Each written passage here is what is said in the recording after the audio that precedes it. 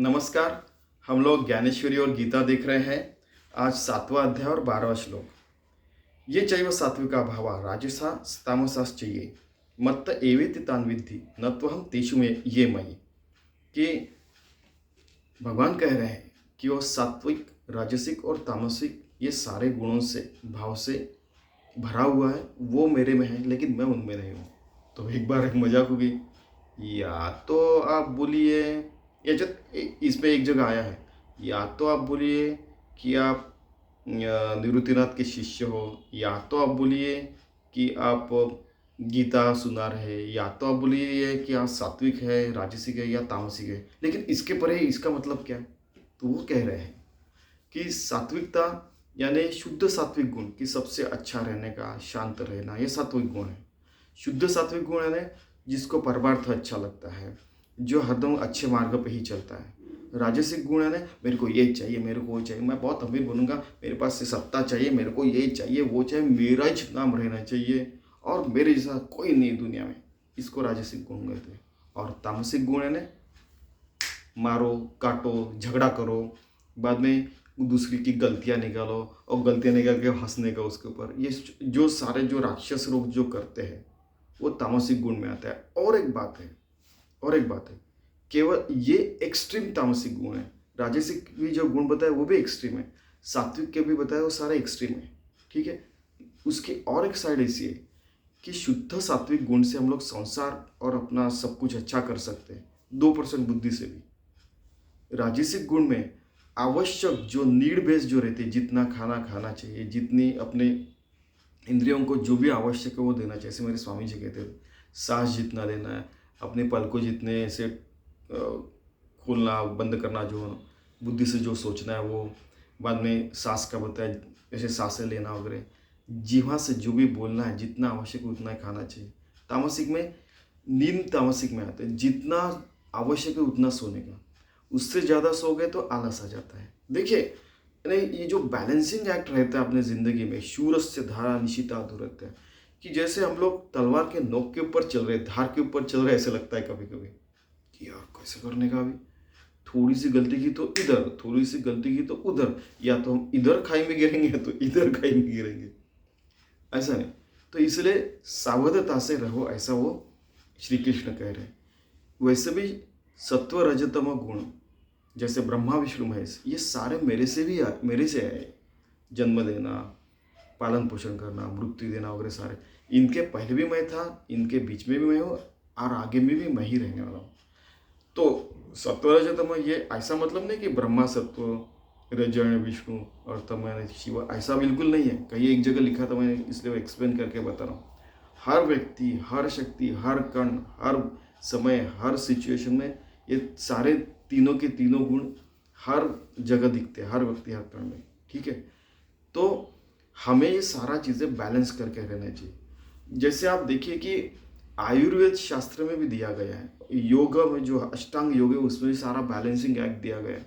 आपको पता है, अब पंचकर्म में जाके देखिए, एक पर्टिकुलर अमाउंट जो रहता है हमारे पानी में, ऐसा छोटा सा कुछ, इतना कुछ वो घोल के देते हैं, और बाद में हम जब पीते हैं तो हमें उल्टी होने लगती है।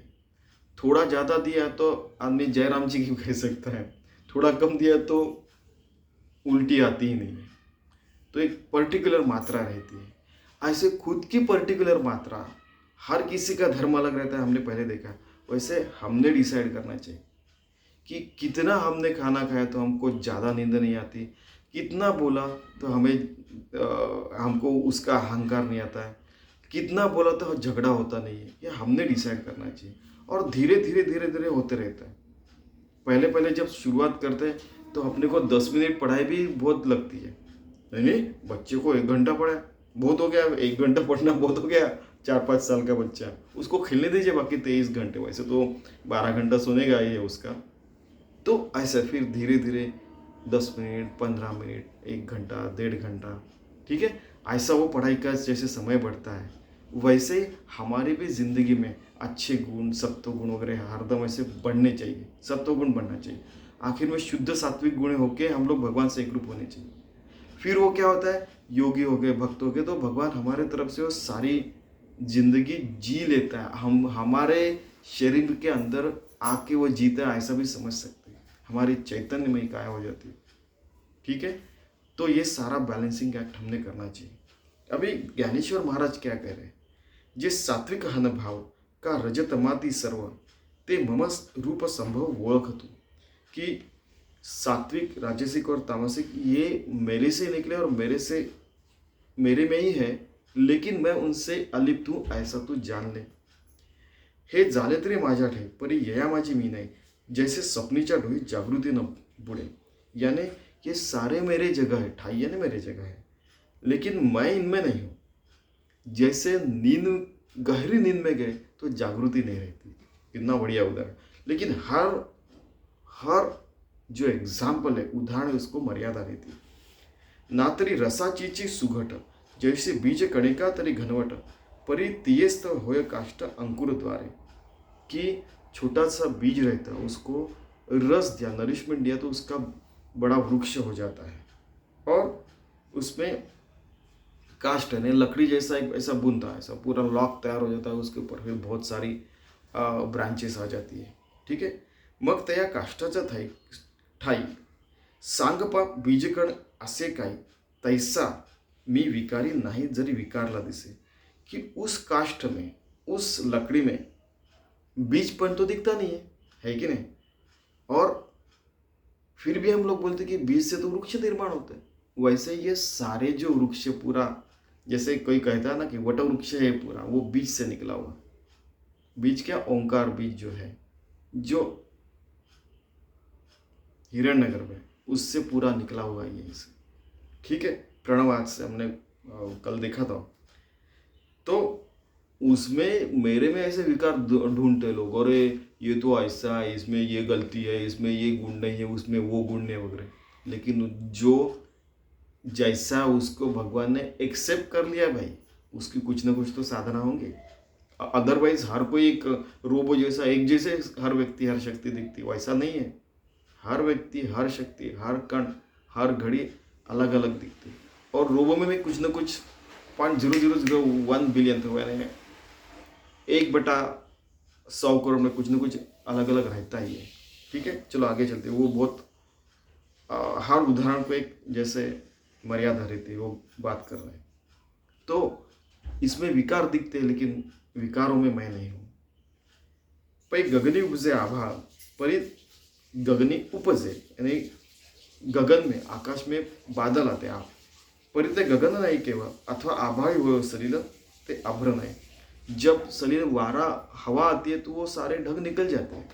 वैसे मेरे ऊपर है सारी सृष्टि, सारे ब्रह्मांड आपको दिख रहे हैं, लेकिन मैं उनमें नहीं, ऐसे भगवान कह रहे हैं। मग त्या उदकाचे आवेशी प्रकटले तेज ते लखलखित दिसे, तिये विजू माझी असे सलील काही। कि देखो इन्होंने क्या बोला है कि मग त्या पाण्याच्या जोराने उत्पन्न झालेले जे लखलखित तेज दिसते, ते विजेमध्ये पाणी आहे का? सलील यानी पानी, सॉरी मैंने सभी सलील यानी वारा कहा है, यानी हवा कही। ठीक है, तो जैसे बिजली तो पानी में से जाती है, ठीक है, लेकिन जो बिजली रहती है उसके अंदर पानी रहता है क्या? नहीं। सागे अग्निस्तो धूम, एक सेकंड, होय ते धूमी काय अग्नि आहे, तैसा विकारू हा मी नोहे जरी विकारला असे। कि यानी कि अग्नि कैसे ऊपर में, आजू बाजू में आपको धुआं दिखता है, लेकिन धुएं के अंदर अग्नि नहीं रहता, याद रखना, ऐसा वो कह रहे हैं। वैसे ही मैं हर जगह आपको ये सारे विकार दिख रहे, सारे अवगुण, सारी फालतू चीजें दिख रही है, उसमें मैं नहीं हूँ। वो आता है और मेरे में समा जाता है। ठीक है, तो याद रखना। इसका मतलब क्या है कि आपके जो सात्विक, राजसिक, तामसिक गुण है वो मुझे समर्पित कीजिए, वो सारे उपयोग में लागे, आत्मज्ञान मिलाए, योगी हो जाइए, भक्त हो जाइए, और हर कर्म, हर घड़ी भगवान को समर्पित होकर जीना चाहिए। क्योंकि आखिर में ये देह, मन, बुद्धि, आत्मा भगवान को समर्पित होने ही वाले, अपने जल जाने वाला अपना ये शरीर तो पंचमहाभूतों में समा जाने वाला, फिर पंचमहाभूतों भगवान में समा जाने वाले, जैसे ऐसा उनको कहना है। तो ऐसा एक शुद्ध सात्विक हम जीने का प्रयास करते हैं, एक जीवन शुद्ध शुद्ध सात्विक जीवन जीने का प्रयास करते हैं, जिसके कारण हम लोग हार्मलेस हो जाएंगे और खुद को तो हम योगी बना सकेंगे, आजू बाजू में भी हमारे सारे अच्छे लोग निर्माण हो सकते हैं। फिर जैसे स्वानंद बोध पाटन, आनंदवन भुवन, शाश्वत विकास लक्ष्य, हम सारी जगह हम लोग अचीव कर सकते हैं।